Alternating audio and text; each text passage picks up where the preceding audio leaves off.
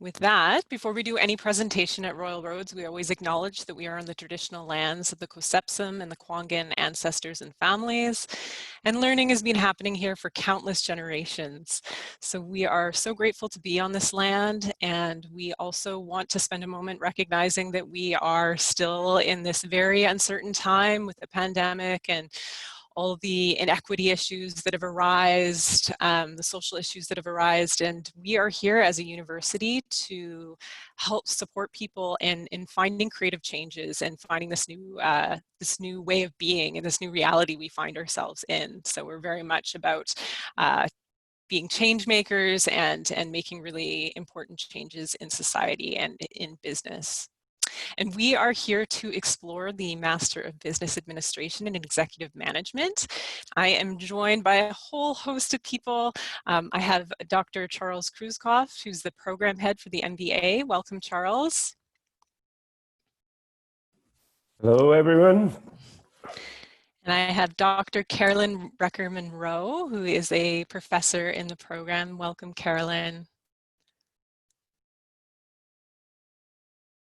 I think you're in the room, but we'll hear from you in just a moment. And then we also have Amy Evason, who is a current MBA student. So we'll be talking to her a little bit later about what her experience with online learning during the pandemic has been like so far.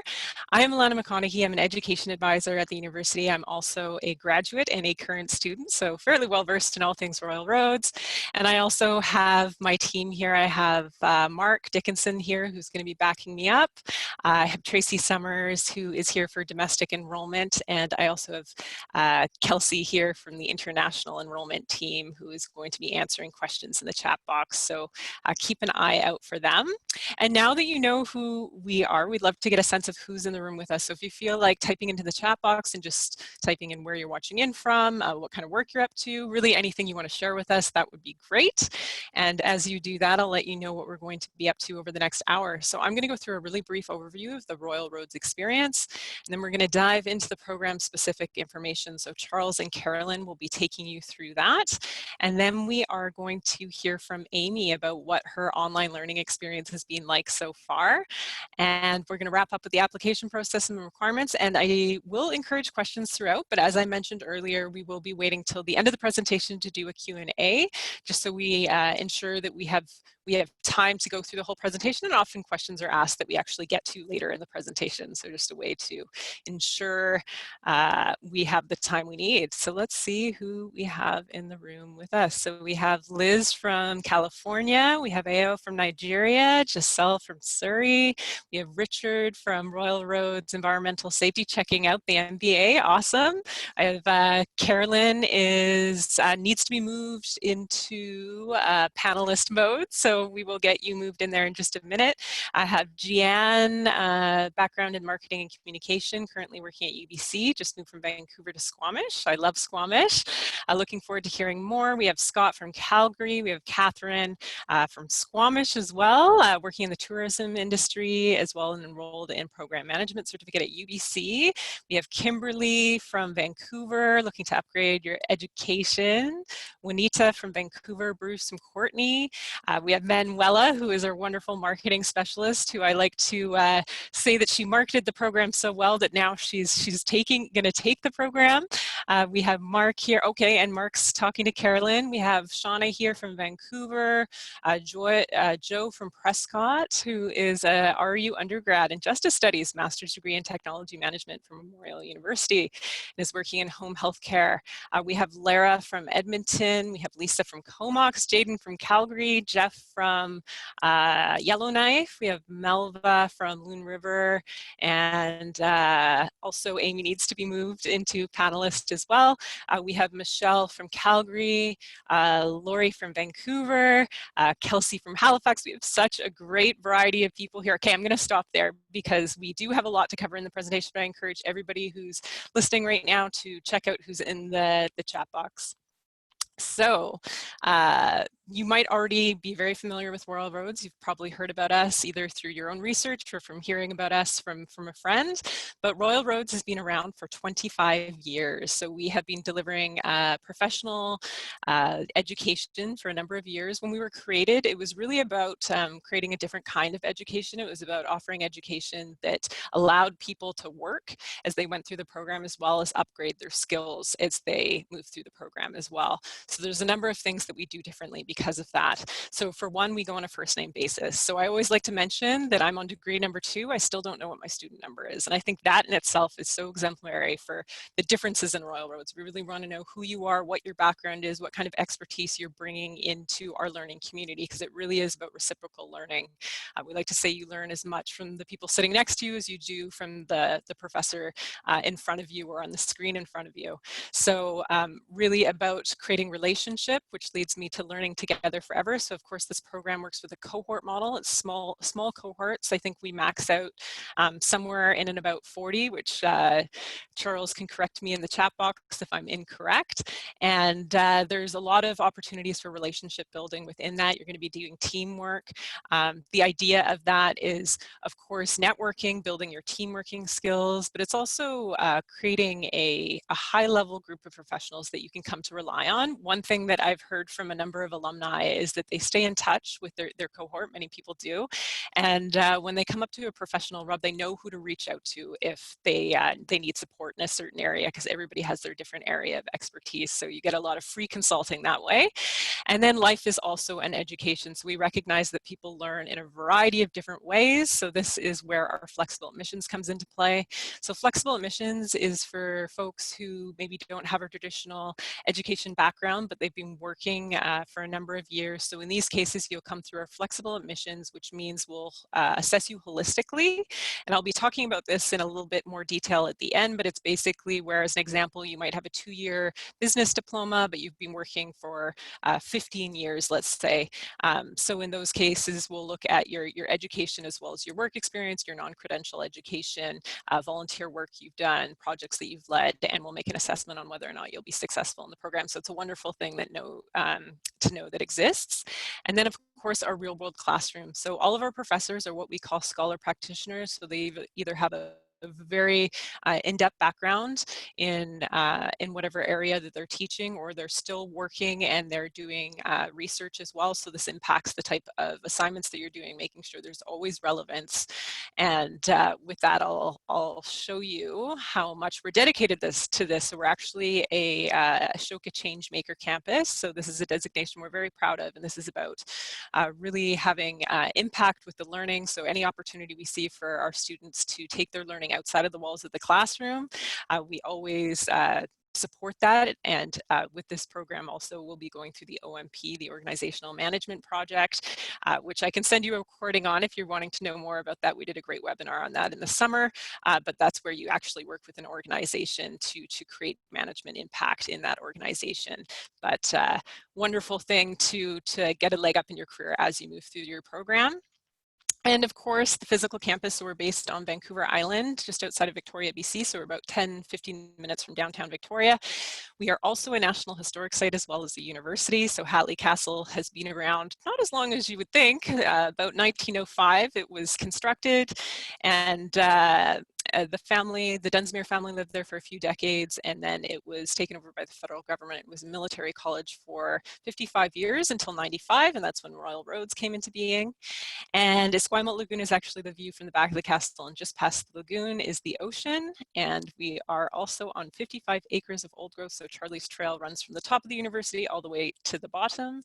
And of course, we've been offering online learning for 25 years. So this is something that we are so proud of right now, because you know, a lot of universities and institutions are really having to pivot quite dramatically to turn all their courses online.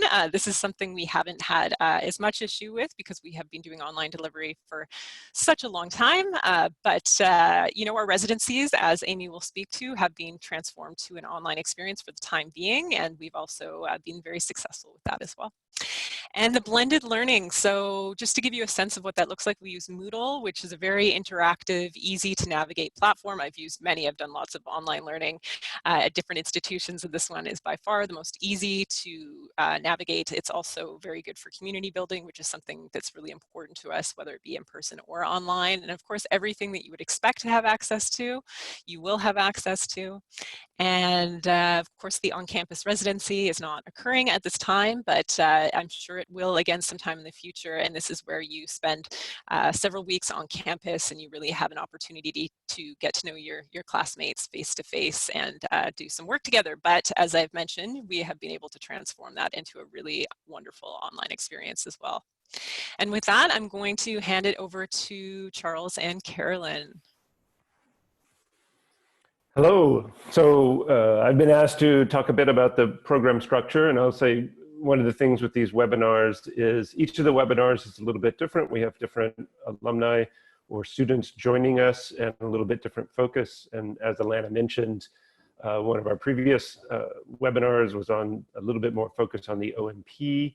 This webinar, I'm going to try to move fairly quickly through some of the program information so we can focus more and talk about that online shift to online residencies, what we're calling our foundations period. And then currently our second residency in the program is also online, although by the time you guys go through, hopefully we'll be back on campus for that second residency. So we're going to talk about the program in terms of having these two residencies. We can say for sure the residency for the January intake that's coming up will be in a fully online format, and Carolyn and Amy are going to talk about their running, and Amy is participating in one of our fully online residencies. Again, we call it Foundations right now, and so they can talk about their experience in that. So I'm going to give you sort of the overall structure of the program, which is, we say 51 credits, 17 classes of different types. There's a few that are more than 3 credits, but you have your OMP, your organizational management projects, and as well the second residency is sort of amalgamated classes there. You can choose 2 different program links. You can take the program in 18 months, which I believe this upcoming intake is focused on the 18-month program delivery, or over a 31-month period. And really the difference is the number of online classes that you're taking. And I think we have a slide that goes into this more detail in just a moment, but it's sort of the intensity of the online experience that you have depending on which program model that you want to have, stretching that out, taking fewer online classes at one time, or taking more and concentrated and finishing the program within 18 months. So we have these 2 required residencies, we say again. One is right at the beginning of the program, and one then would be about 18 months into the program, or for the 31-month people, along about 24 months into the program, you would have your second residency. So these are together with a cohort. So you start the program with a cohort, you get to know them through this residency, and Amy and Carolyn are going to talk about how we've worked to help people get to know each other in the online environment, with some face-to-face people meeting up in different cities around Canada as well.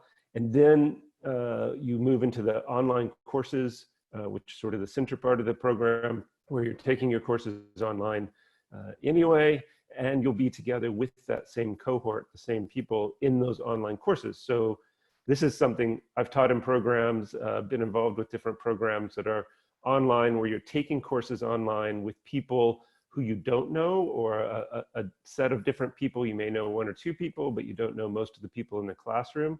And I can say categorically, completely different experience when you're together with a group of people that you've gotten to know well. You get to know well through this foundations period. You move into these other online classes. Just the level of discourse, the amount of interaction, the amount of postings, and the interesting sort of anecdotes and information that people bring in from their work experience, from their life experience into those discussions. These are people that you know and that you know well, and that you're having these discussions, and you can build from that. The cohorts, as we said, are 30 to 40 people in a cohort. So there's a great deal of diversity of organizations, of where people are sitting. I think it's one of the strengths of the program. We have a really wide set of diversity of people in the program.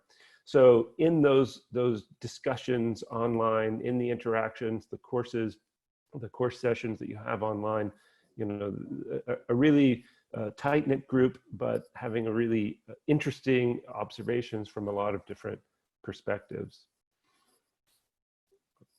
So in the 18-month versus 31-month, so really, as we say, in the 18-month, so everyone does the foundations period together. So you'll have 4 courses at the beginning of the program, which include sort of writing and accounting to kind of get you started, get those, you know, back in school, back getting used to and ready for success in the program. So we start you with some foundational courses in academic writing, building your critical thinking, writing skills, and your numeracy through the accounting course, which is really a managerial accounting, where you're looking at not, you know, having to do the debits and credits like you would in accounting sort of 101 and undergraduate. It's more looking at, okay, what do I need to know as a leader in an organization when I look at the balance sheet, when I look at the organization's financial statements. So it's getting used to that. People are often intimidated by some of the numbers and numeracy, but you know, that's we do that at the start to get you into that rhythm. And then you complete 2 courses in leadership, in organizational behavior together in that foundational period. Then you move into the online portion, which is where you separate from the 18 and 31 month, where the 18-month students take 2 courses online in each 10-week term, and the 31-month students would just take 1 of those 2 courses. So it just is a little bit slower pace for the 31-month, and that it just takes longer because you basically move through that online portion with 1 course at a time instead of the 2, and it just ends up taking a bit longer time. So the program overview, and I'm going to let Carolin speak more to this because we've made some changes, both just in delivery and format for the residency. And she's going to talk now about the virtual residency 1 and sort of the structure that they have planned for the upcoming January time period. I will say for the next intake, which would be end of July and August 2021, we've not made a final determination in terms of how that one will be delivered. I, like you, listen to the news all the time, trying to figure out when are we going back to normal, when might we be back fully on campus, when will all of these things happen.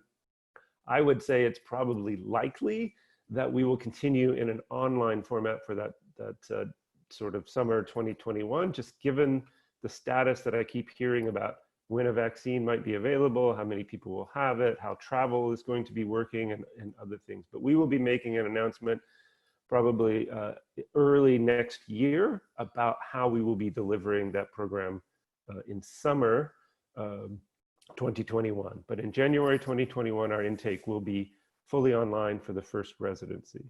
So Carolin, do you want to talk a little bit about how this is structured? Thanks, Charles. And you're right. We continue to watch the news to figure out what's next for our program. A warm welcome. Hello, everyone. It's wonderful to be in this space with you. And I'm just so pleased that you're taking the time to think about and envision your MBA with Royal Roads University. As you can see on the screen right now, I'd like to walk you through what's ahead of you as you begin in January. So even prior to January, you start with what's called GDB, getting down to business. And this will be a series of orientation activities that you'll be asked to do to prepare you for the January start. When you arrive in January in our virtual landscape, Res 1 will start with, yes, we'll have a day of orientation, and then we're going to move into what's called foundations learning. So this isn't about survival skills, this is about thriving skills. So we have created 2 long weekends where we will dive into some of the foundational learning that's going to position you for success as you begin your MBA journey. So as you can see the dates there, they're the first week of January and the second week, Thursday to Sunday format. And it will be intensive workshops and seminars with guest speakers, including a number of topics ranging from how to give and receive feedback, online etiquette so we communicate well. We'll begin some team building activities. We'll get to know each other to position ourselves for working well together in the program. Resiliency, work-life balance, all of those skills to get you off to a really, really good start. And then what will happen is you'll see under the course dates, you'll have 4 courses that you will be doing in your Res 1 virtually. And they're starting at slightly different dates for the first 2 and the second 2. So it becomes a scaffolding. It's a gradual entry into those courses. And as Alana mentioned and Charles reinforced, we've got 25 years of designing and facilitating learning behind us. And every single iteration, we are revamping, we're strengthening the program. And that's based on the feedback that comes from our learners. So we're always looking for your feedback on how to tweak or to rethink the program so it continues to match student needs. If we could go to the next slide. Yeah, just a little bit about the residency. So in terms of our goals that position you for the rest of your MBA program, first and foremost in Res 1, what we are doing is setting you up with all of the skill sets needed to be successful in your program and even extended beyond into your career. As Charles mentioned, we acknowledge that we're working professionals coming into this space. So a lot of the coursework, you're going to find it isn't lecture format. It's going to be facilitated learning. So we'll be engaging you in conversation. We will be setting up activities and events so that you are able to experience how to connect coursework to real life situations. And as working professionals, we've also set up the coursework so that it allows you to attend not only to your studies, but also the complexities that you're facing in this pandemic world. We realize that you've got work, you've got personal accountability. Some of you may have kids at home. There are the demands of the day. So with the MBA, we're going to be structuring the courses so that they're in the mornings, early in the mornings, and in the evenings, and in the weekends as well, and trying to leave a core space during the day so that you're able to attend to those responsibilities that I've mentioned. The second core goal that we have in the Res is to hone your team building skills. As Alana mentioned, there's a lot that we do that's team-based, not only in residency, but right through your MBA program. And you're working closely in your deliverables in a team-based environment, and Amy will share some of her experiences shortly. And we're really looking at how do we bring the best of you into the team. And these are the skills that will position you in terms of team building to work in teams throughout your MBA, but also may also filter into your teamwork in your work environment. The third goal that we have in the Residency 1, as Charles mentioned, is the opportunity to get to know each other. So the social learning component. We have a lot of activities that will be scheduled so that you have a chance to meet everyone in the cohort. And these are actually the bonds that we build for life.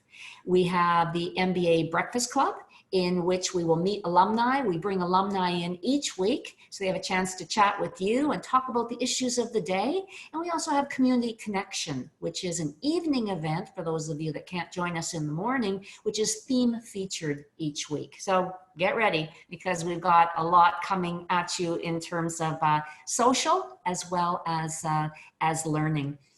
And in terms of the synchronous and asynchronous learning, please be aware that, and I recognize that somebody in the chat box was able to only join us for a little bit of time and then had to rush off to work responsibilities. So if that's a question that's niggling for you, how am I going to attend these online sessions? Please be aware that all of our sessions, as today, are being recorded, so that if you're not able to attend a session, we have the recording for you to listen to later. Or if there's something that you may have missed in the instruction, you just want to go back to and reference, we've got that covered as well. So I think on that note, I'll press the pause button and I'm going to turn it over to Charles. Okay, thank you. So again, I'm going to go back to some of the overall sort of structures within the and elements within the program. And as was already mentioned, one of the things that is a core part of the program is that everyone does what's called an organizational management project. And so this is really a business research project that you do for a client organization. So it could be the organization that you work for, it can be a different organization. And people use these in a lot of different ways. Sometimes it's to sort of help themselves in their career and their skill set within their own current organization, taking on a new assignment that maybe is outside of their functional area, something that they've always wanted to look at. Or sometimes people want to make a career change, or they want to make a life change. And they say, you know, I've been in this field for many years and I'm thinking about shifting to another field. Here's a great way that I can do this organizational management project, which will educate me, which will connect me to industry leaders within another sector. And I'm going to complete this project in that doing with a different organization, or perhaps looking at a different skill set that will allow me to do a career change as well. So it's really a great chance. And I'll say, we were just talking to some of the students in the kind of final stages of the program and talking about, you know, what's the real difference? What was the most important skill that you learned? And I was interested to hear several of them talk about research skills, and research skills and this critical thinking skills being the key takeaway that they've gained in the program and that they apply in their work. They said, you know, I used to go into meetings and I would make presentations in the meetings, you know, and you have ideas and you kind of bat around ideas, or I would present something, but I often hadn't done my research. I hadn't done my research before the meeting, gathered the information, and come in with a real plan supported by evidence and this logical argument. And they said, you know, since I've been in the program, that's what we do in so many of the courses and so much of the work. And so doing that and then bringing that into the workplace, wow, I'm now the star because so many more of my ideas get taken up because I've done the research, I've supported that. And when I come into that meeting, it really, really makes a difference. And it's really made me stand out within my organization. Okay, so that's the organizational management project. And as I say, through a number of the courses within the program where you're doing research and writing. And again, just as a master's, and oh, why don't I just do some training in different areas? Well, this gives you a much deeper dive and a much richer experience than just doing a series of trainings. In the program, the second piece, and I'll talk more about this, is specializations. So specializations are, to me, allowing you then to, it's the one place where we divert a little bit from the cohort model, saying, okay, you have some special interests that you want to follow or some skills that you want to build. Let's utilize, Royal Roads offers about 25 graduate certificates, and new certificates are being developed and delivered all the time. And you can take any of these graduate certificates at Royal Roads. We offer several directly through the MBA program, and then there's about 20 through other programs and areas at Royal Roads. And I'll talk about some of those in just a minute. So you will be able to choose any of those graduate certificates as your specializations to sort of tailor the program and the learning to your needs. Finally, the element of the program, and we hope that by the time you guys come in and then you're coming to your second residency in 18 months or 31 months, we will be back on campus and we'll have 2 live client companies come in. Although I'll say, you know, we've transitioned this online and it's worked really, really well. And so we have companies present, and they present about their organizations. And it's not that they're presenting their problems, they're presenting, this is our overall organization and our goals. And then you dissect as teams and as a cohort, okay, what would we observe about the internal and external environment of this organization? And what recommendations might we be able to make to them? So that's a really exciting, interesting thing, you know, sort of process with these clients that we have in our second residency. Okay, as I said about the specializations, so I'm going to give you just some examples of some of the specializations. As I said, we have 4 different specializations within the MBA program, including the management consulting, and these are often tied in with these the organizations, the professional organizations. So there's a certified management consultant through CMC Canada. So we have a management consulting stream, which then gives you credit hours towards becoming a certified management consultant, for example. And that's one that a lot of people are interested in. Carolin leads the leadership specialization within the program. And we don't have a lot of time to talk about that, but we'll do a separate webinar specifically on these specializations and talking more about some of the differences. I work with the international business. I take students over to Asia. Unfortunately, not right now, but we're thinking about how can we move that into an online environment. But we have 2 different specializations. One's with Asia. So you guys, again, starting in January, maybe by 2022, when we would go travel, we'll be able to do that. Hopefully we'll be able to. I've taken students to Seoul, to Shanghai, to Hong Kong, Taiwan, and really learned a lot about, you know, the situation for companies and organizations trying to operate and understand the Asia Pacific region. So we have several international business specializations. There's another one in Europe, and you can go and spend time at the Grenoble School of Management in France. Then the other specializations are these graduate certificates. And on our next slide, we have some information about these different, these are the ones within the MBA program. And let's go to the next slide. So we have these graduate certificates, over 20 graduate certificates that are offered within the, across different areas at Royal Roads. So these are in things like project management. And again, these are affiliated often with, so that you can get your project management certifications, change management, coaching. So I will say, I too am a student at Royal Roads. I am taking the executive coaching program at Royal Roads right now. It's a very popular program. And you can get then your certification as an executive coach. So human resources, we have several in the environment field, looking at climate change and adaptations for organizations and leadership within the climate space, social innovation. So a whole range of different topics. You'd have to look on the website at Royal Roads of over 20 of these different graduate certificates that are available. I know some of you, I think, are joining us, our partnership with MITx, the MicroMaster program.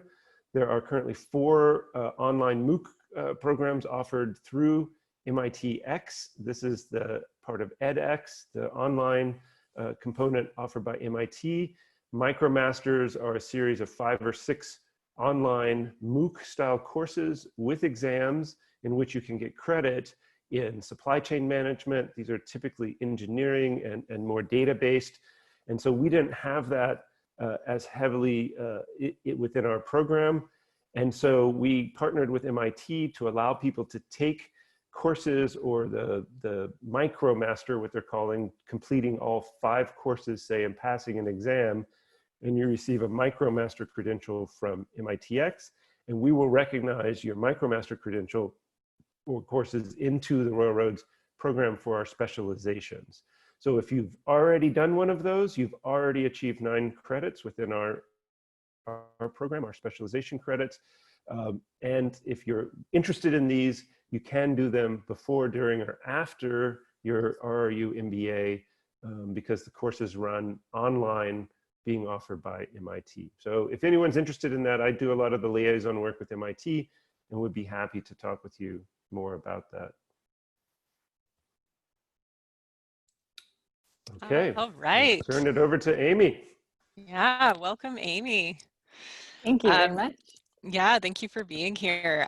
So I'm just going to give everyone a little bit of context why we invited Amy today as a current student. We usually have an alumni, but we thought just because of so many of the questions that are coming up right now regarding what the online residency is like and what online learning at Royal Roads is like in general, we thought somebody who's actually in it right now would be the best person to talk to.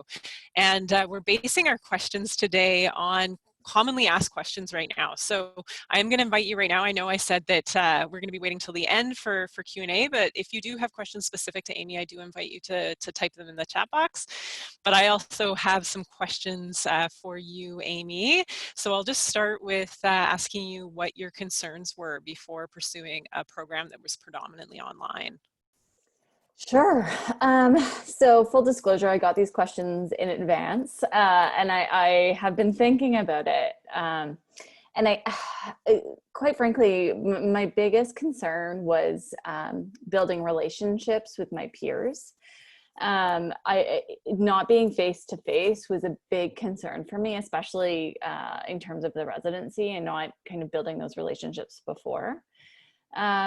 What I can say is I've only been in the program for 6 or 7 weeks, and the relationships that I have built are exceptional. I mean, I can't believe I've formed relationships this strong with people that I've never met face to face, which seems strange, but that was for sure my biggest concern, and was relieved that that didn't happen, or that I was able to build those relationships. Thank you.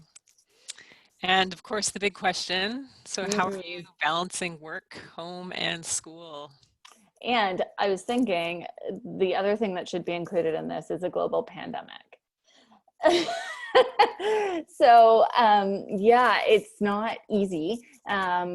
I'm a mom of 3 small kids. I have a 2-year-old, a 6-year-old, a 7-year-old. I work, and I'm doing school. The first couple of weeks were a struggle to try to figure out when and where and how I was going to get this all done. And there was lots of, I'm in the 18 month. And there was lots of conversations with my husband. I can't do this. This is too hard. But I've really kind of hit my stride. I think in finding the way that I can do it, it was a learning process, like anything. And the other thing that I would say is the content and what I'm doing is so interesting that staying up, a couple of extra hours at night to do some reading into something that I'm really interested in is not that bad. So it's a struggle, but I'm figuring it out. Thank you. And so far, what's the online residency like? You're still in it, I believe, as far as I know, yeah? Yes, we're almost finished our leadership and organizational behavior. It has been very interesting. The first couple of days of the online residency were very well done. It was a long time on the computer, but the way that Royal Roads built it in terms of collaborating with faculty and our peers, and the questions that they were asking, I think really supported building those relationships. And I also said this yesterday to Carolin, and I think I said this to her a few weeks ago too. The first 2 courses, so plus the teamwork. So there's a teamwork course that doesn't have any credit, but it's like, how do you work with the team, and talking about different aspects of teamwork. The communicating effective arguments and accounting really have set us up for success. Specifically, the communications course, we got to work one-on-one with a writing course, which has taken my writing to a new level. And similar to what Charles said about students graduating feel confident in their ability to research and build those arguments, I am already feeling that And one of my main reasons for taking this MBA was I have so many ideas, but articulating those ideas has been a struggle. And I'm seeing the value already in the work that I'm doing to be able to constructively build those arguments and build up reasonings and research surrounding that and getting my employer to implement. So yes, it's been exceptional. Awesome. And then just the cohort experience in general, in terms of, like you mentioned in the beginning, that was the big issue of wondering about pursuing an online degree. Like, how is that going to impact actually building a relationship? And you mentioned that you've already seen that happen, but yeah, just how, anything that you can speak to about how you've seen that happen, or how you could see that leading to long-lasting learning relationships. Yeah, I think there's a couple of things. The way that Royal Roads models the kind of cohort model, but specifically your group. So we work with a team. My team is 4, some of them are 5. And throughout the entire foundation courses, you're working with that group. So you really get to know these individuals and know people's strengths and how to work as a team towards a common goal has been exceptional. Like, I look at I just met with my group today. We have weekly or daily huddles right now. We have a few assignments due. And we just said, like, from now, like 6 weeks ago when we did our first presentation, which we completely bombed and it was the struggle of doing it, to now the strides that we have taken and how we're able to articulate our argument has just been incredible. Now we call each other for issues that we're facing at work or at home. I really call my core group right now friends. They're absolutely friends. One is in Japan. So like, it's crazy. I feel so close and connected to him, but he's in Japan. And then 2 of my other teammates are local. I'm in Ontario. And we are very close. We, like, the 2 of them have met, I for sure see this core group right now. We will be lifelong friends. Already are. Awesome. So actually we have a question. We have somebody who's mentioned that they really enjoyed how you were saying how you're able to articulate arguments. And I think that is such a great thing of, like, just mentioning how you're an ideas person and just like being able to articulate it in ways that can actually create change. That's awesome. I do have a question here from Manuela about what your background is. If you could just speak a moment about that. Yeah, for sure. So I have a undergraduate degree from Brock University in commerce. I spent about 12 years at a financial institution doing like mostly project management. And then I spent a couple of years in talent. And then, as I said, I have 3 small kids. So I spent a few years at home as a mom and focused kind of on that. And now I'm working at a post-secondary institution, working on work integrated learning. So similar to what Charles and Carolyn were saying about, bringing in organizations and having students kind of facilitate and solve problems for them. I do that at the college level. So I facilitate and manage those relationships. And my main reason for taking this MBA was really, as I said, to kind of articulate those arguments, but I'm sort of ready to relaunch my career after I've taken a break from being a mom. If that answers your question. Great. Fine. Oh, we got another one. Okay, so can you speak to approximately how many hours a week you are spending on coursework right now?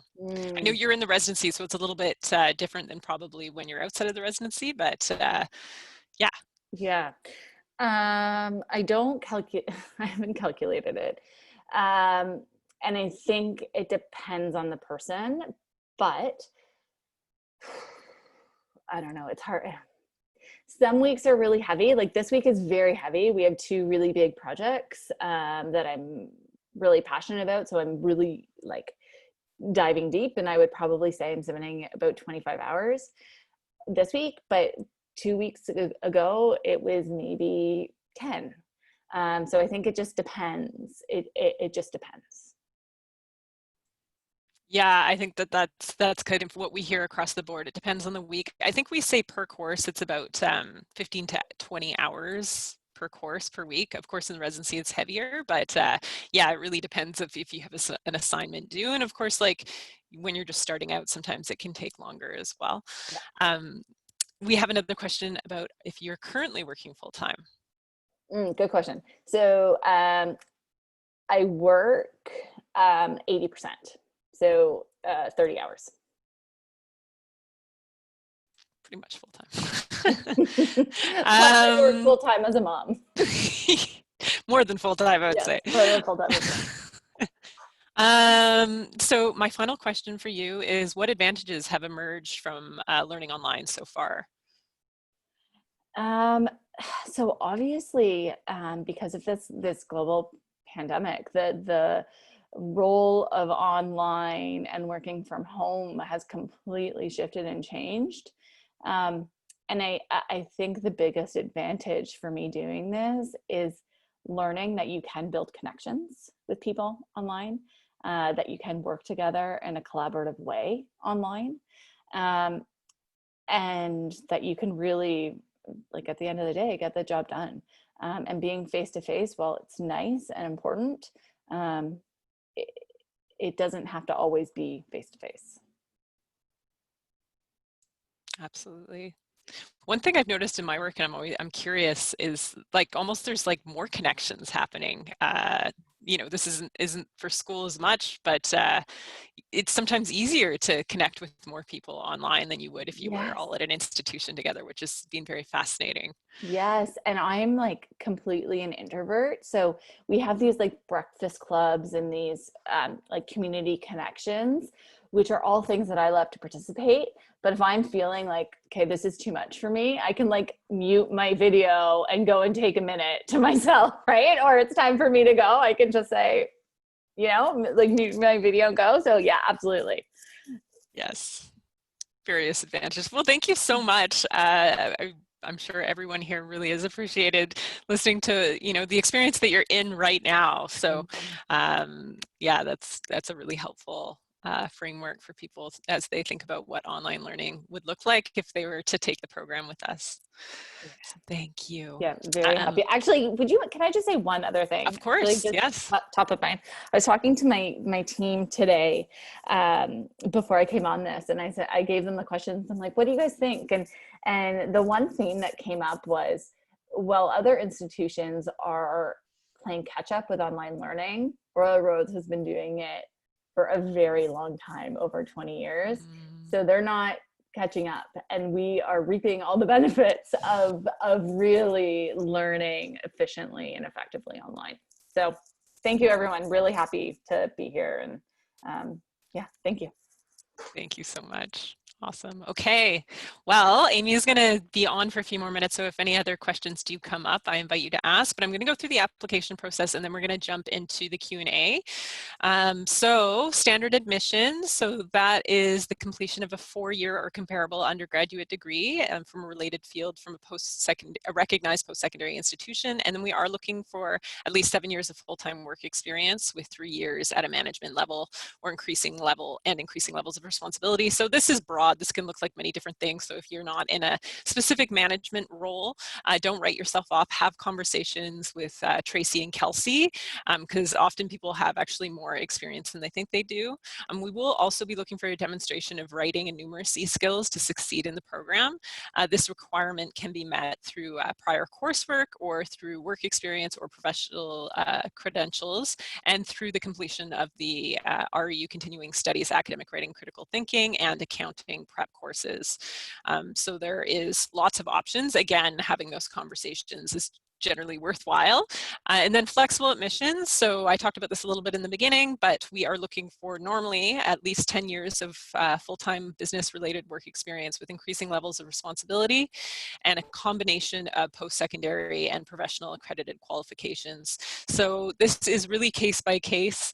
This is something I would really encourage people to have conversations with our amazing enrollment teams if you are considering coming through this admission process. We often are recommending, in not all cases, but there's often a recommendation of doing the academic writing and critical thinking and accounting courses, unless of course your professional background has supported that. But I would say specifically with the academic writing and critical thinking, it's a course that I hear time and time again people are really grateful for taking because they really feel that it sets them up for success. So if you haven't written academically for a number of years, this might be something to consider.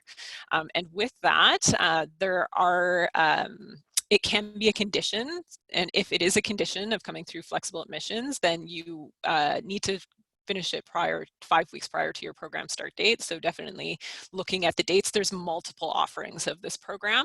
And then so for the financial accounting, I actually don't know if you can get the live link here, but maybe Tracy can pop the live link of these 2 courses into the chat box so you can check those out if you are wanting to do that. And then in terms of the next dates for the next start dates, we have one 18-month option coming up in January 4th, 2021. That's the start date, and the application deadline is currently October the 11th. So with that, you just, I think this was mentioned earlier, but if you do start the 18-month one, there is the option to transfer to the 31-month if something does come up. And we do have the 18 and 31-month options starting both on July the 19th, and the application deadline is currently April the 19th. And then in terms of the application process, there's $126.28 fee, and once you pay that, you can start submitting your documents. So your official transcripts need to come to us sealed, so if you haven't seen them in a while, maybe get one sent to you and one to us, because they need to come sealed to us. Detailed resume, so this is not your typical CV, this is a multi-page document that's going to detail all of your work experience, volunteer experience, professional accreditations, projects that you've led, anything that you think that we should know about. Specifically, if you are coming in through flexible admissions, this is going to be an important document, as is your personal statement or statement of intent. This is really, there's some questions that will be asked on that can guide this document on the application process page on our website. But this is really about clarifying why you want to come into this program, what you're hoping to get out of it, what your management style is. I believe that's part of it as well. And this is something that the program head does read. So spend some time on it, make sure it's written well. I actually love doing these things. It's really about you as well, clarifying why you're wanting to do this program and why now. And then a writing sample. And again, I believe there's a document that you can either submit something that you've had in the academic writing that you've had in the past, a piece of that. You can do the academic writing and critical thinking in lieu of this, or you can write a piece, and there is something in the application process on the website about what that looks like. And then 2 letters of reference. So in a perfect world, it would be one academic and one professional, but we recognize people have been outside of academia for a number of years often, so we will accept 2 professional. They just need to come through a professional letterhead or professional email. And financial aid, of course, is an important component of education planning. So we do have a wonderful financial aid website where you can look at different bursaries that are available. Definitely worth checking out. Sometimes they go unclaimed, and you can also reach out to them regarding tuition schedules. Often that can be helpful with framing how you're going to pay your tuition, just seeing how that works on a schedule. And you can also call them as well.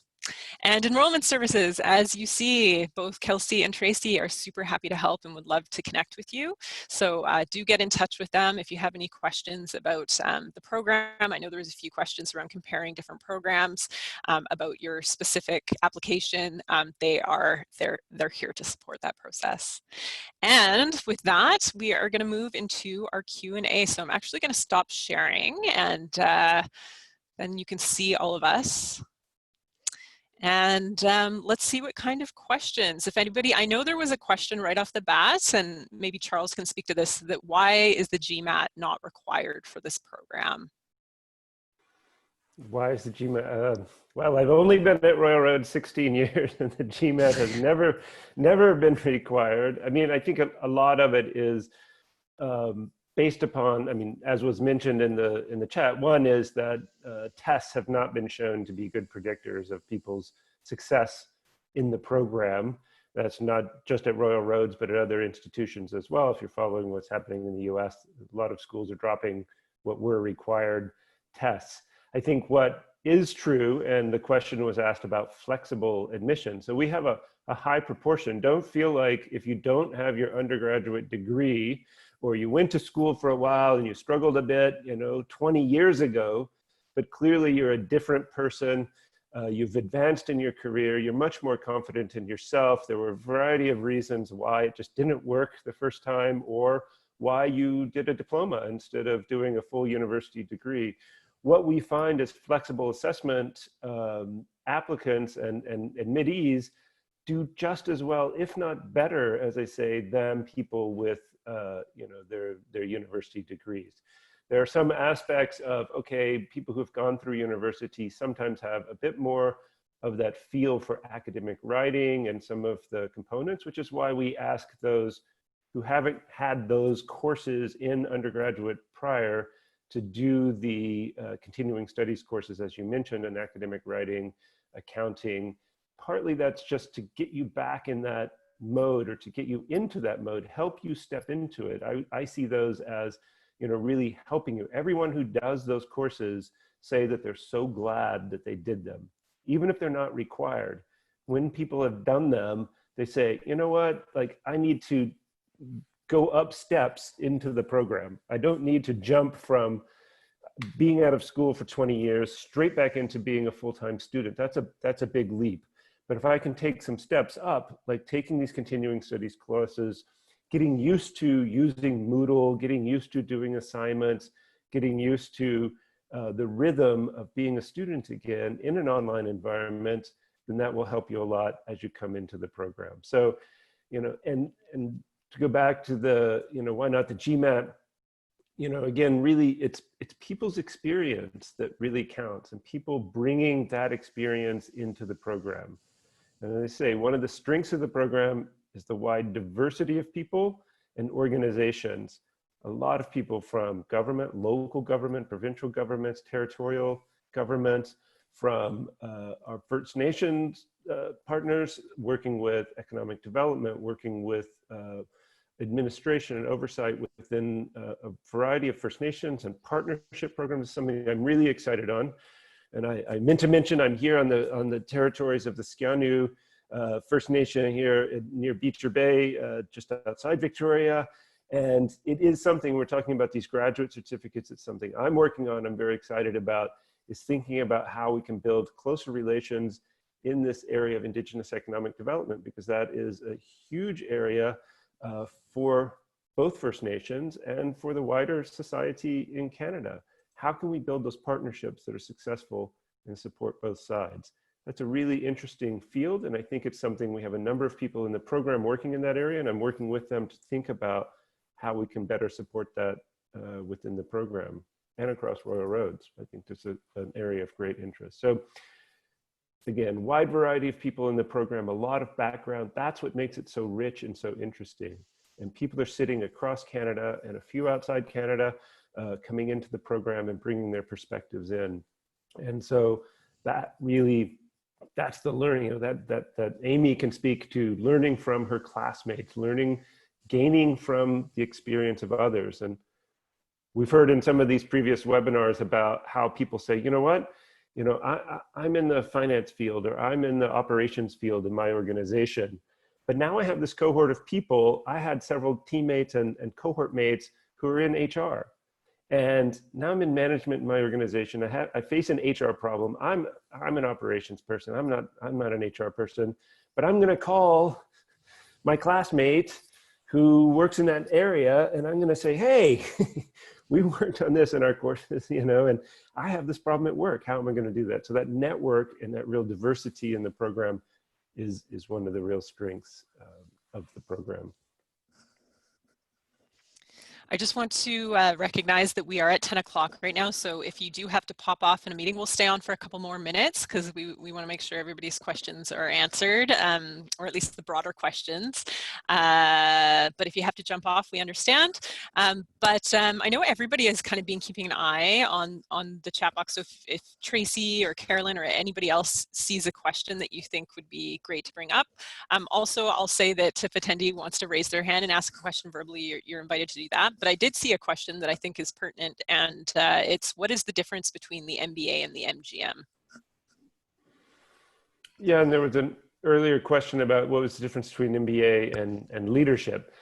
I mean, each of these programs has a little bit different focus. MGM is a program that I used to work with because I work in the international business area. MGM takes many of the similar management courses and puts more of an international lens on that. And that comes, I'd say, from two things.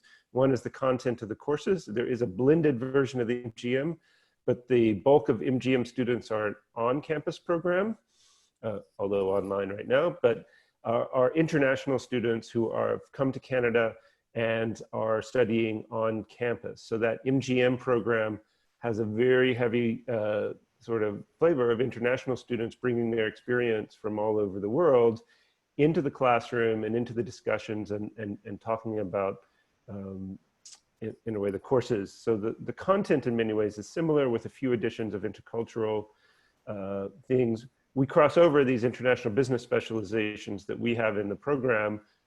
We've been working together with MGM students in that as well within this program. In terms of leadership, I haven't taken the leadership program. I know a number of people who teach there. Carolyn, maybe you can speak to the difference between our Masters of Leadership program and the MBA.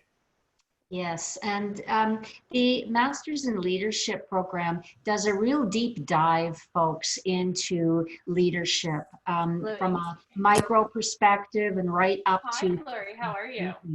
And when it comes to the MBA with the specialization in leadership, we still do a deep dive. The difference, though, is that we're linking leadership to all the other core threads in business. So we will talk about and make explicit, what does your leadership look like in a finance world, in operations management, in a marketing. So we bring more of the leadership within all of the domains of the business sector. And again, whether you're taking an MA in leadership or an MBA with a specialization in leadership, it really depends on what you want for your future. So if you really want to explore how leadership aligns with all the different threads of business, then it would be the MBA with a specialization in leadership. If you're saying, no, I just really want to dive down into exploring everything leadership, systems, my own leadership direction, then an MA with the School of Leadership. But either one, both are fabulous programs. Wonderful. Another question I had was how many students are accepted each semester into the MBA?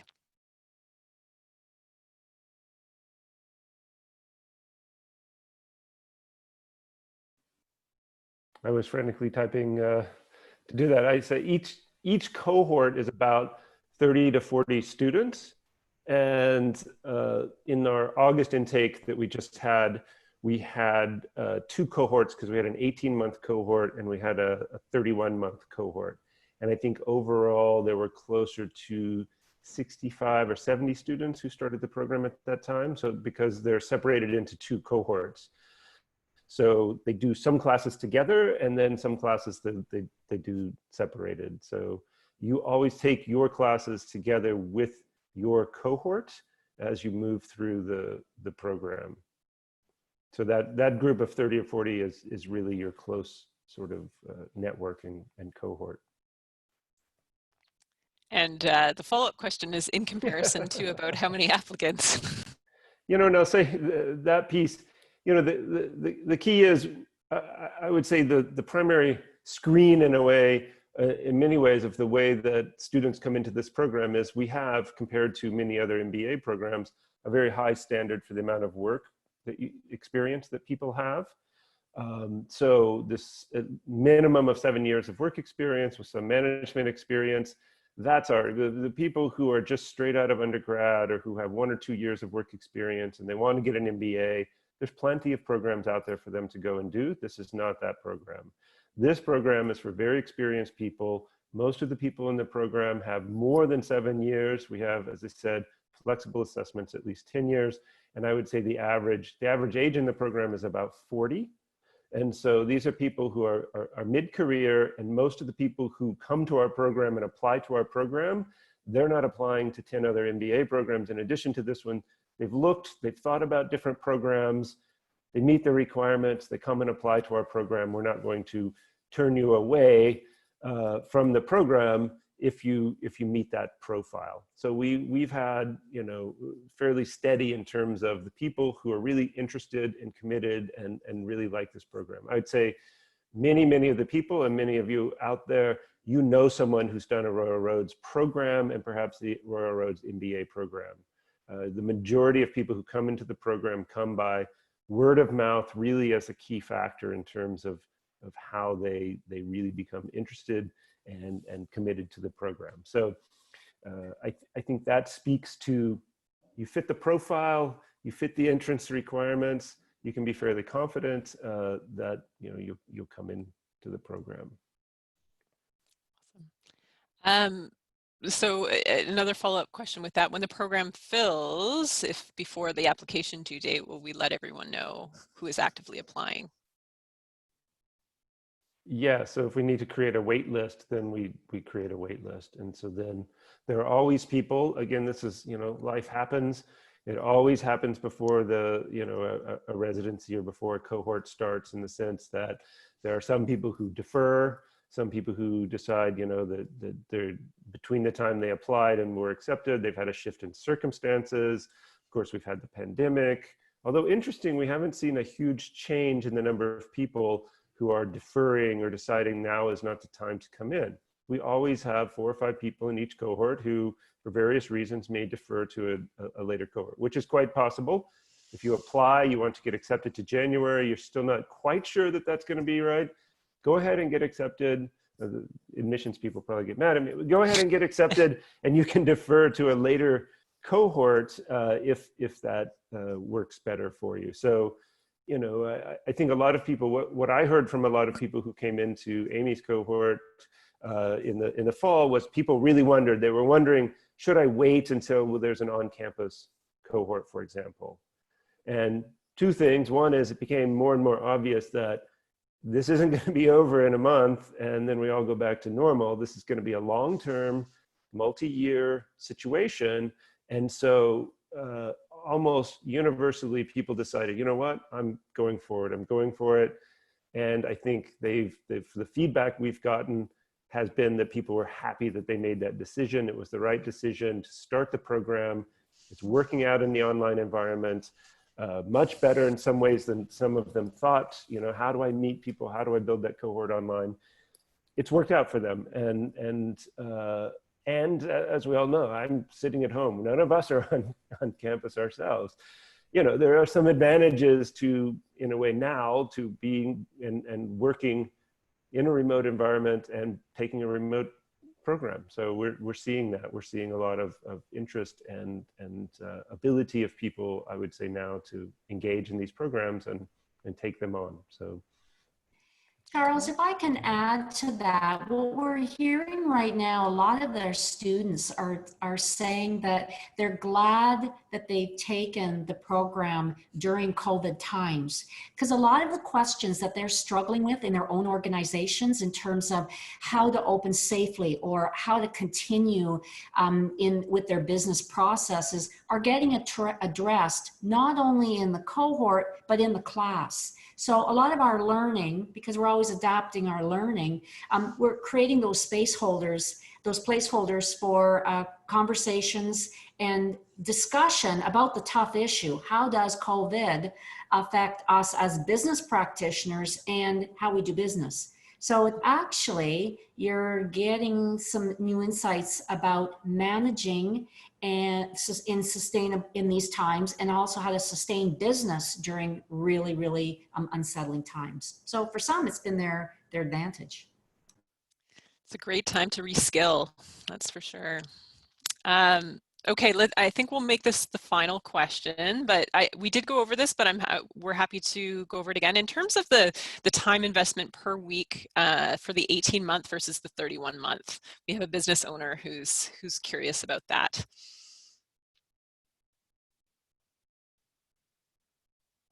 Again, I'm frantically typing, and I can just say, so everyone starts the program. So if you're in the 18-month or 31-month, you start the program together. You have the first component of the program together, in which case you would have the same load. After that, and for the majority of the program, in the 18-month, you're taking 2 courses online during a term. A term is about 9 weeks long, and there's a week break, and then you take the next term. So during that time, you would take 2 online classes. And we do a lot of work to try to, in some ways coordinate those classes so it's not 2 totally unrelated classes, and the instructors adjust assignments, due dates, and different things to make it manageable. When you do the 31-month program, you take just one of those 2 classes in each of those terms, which is why it takes a longer time period. So yes, definitely the workload is less because you would have half of the deliverables, you would have half of the assignments and things that you have to do. You're only following one course in terms of your discussions and postings. And so it is a slower pace program. And, based upon your situation, maybe that's a better format.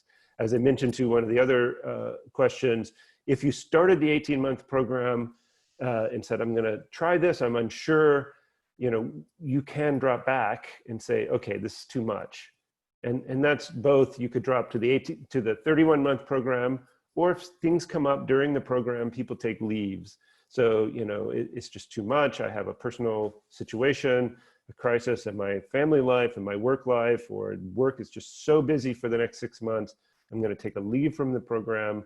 And basically, if you can imagine, you're leaving one cohort typically and waiting 6 months, the next cohort is coming along, you're joining that cohort, and then you'll get to know the people and you'll join together with the people in that cohort. And for the most part, this has worked fairly well. People don't feel like, oh, I don't know any of these people, they're excluding me. As I say, it's a learning community. People really get to know each other, and people have found that to be quite possible. Absolutely. Yeah, I'll say I'm an interdisciplinary student, so I've dropped into many cohorts, and it's always been a really positive, friendly experience. So you end up making lots of friends. Okay, well, on that note, I'm going to sign off here, but I want to thank everyone for being with us today, especially those who've hung on till the end. I'm glad that we've been able to answer your questions and provide insight. And we're here to support this process, so please reach out. You can reach out to me, you can reach out to Tracy. If you want to get in touch with Charles or Carolyn, we can connect you with them as well. So we hope that you have a great day, and we hope that we will be able to connect with you again soon. So bye for now. Thanks, everyone.